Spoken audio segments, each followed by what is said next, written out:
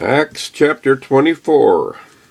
And after 5 days, Ananias, the high priest, descended with the elders, and with a certain orator named Tertullus, who informed the governor against Paul.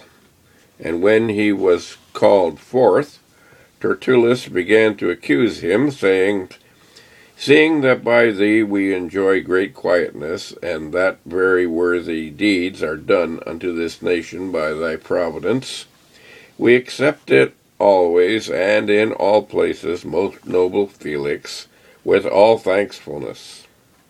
Notwithstanding that I be not further tedious unto thee, I pray thee that thou wouldst hear us of thy clemency a few words.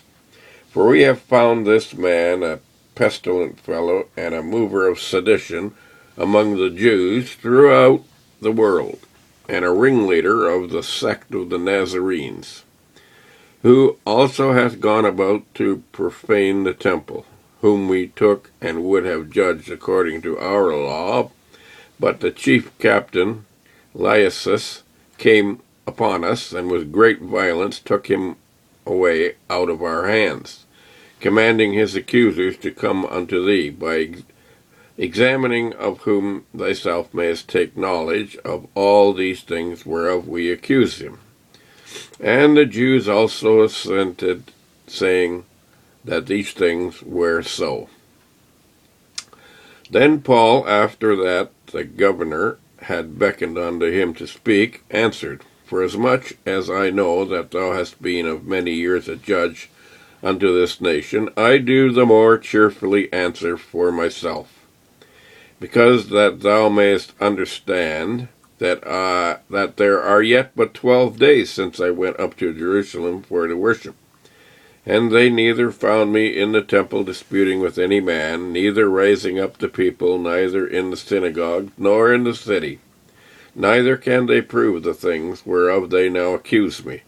But this I confess unto thee, that after the way which they call heresy, so worship I the God of my fathers, believing all things which are written in the law and in the prophets, and have hope toward God, which they themselves also allow, that there shall be a resurrection of the dead, both of the just and the unjust. And herein do I exercise myself, to have always a conscience void of offense toward God and toward men. Now after many years I came to bring alms to my nation and offerings, whereupon certain Jews from Asia found me purifying in the temple, neither with multitude nor with tumult, who ought to have been here before thee, and object if they had aught against me. Or else let them these same here say, if they have found any evil doing in me, while I stood before the council, except it be for this one voice that I cried standing among them, touching the resurrection of the dead, I am called in question by you this day. And when Felix heard these things, having more perfect knowledge of that way, he deferred them, and said, When Lysias, the chief captain, shall come down, I will know the utmost of your matter.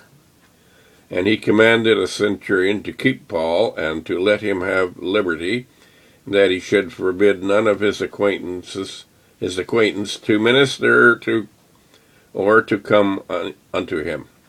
And after certain days, when Felix came with his wife Drusilla, which was a Jewess, he sent for Paul, and heard him concerning the faith in Christ.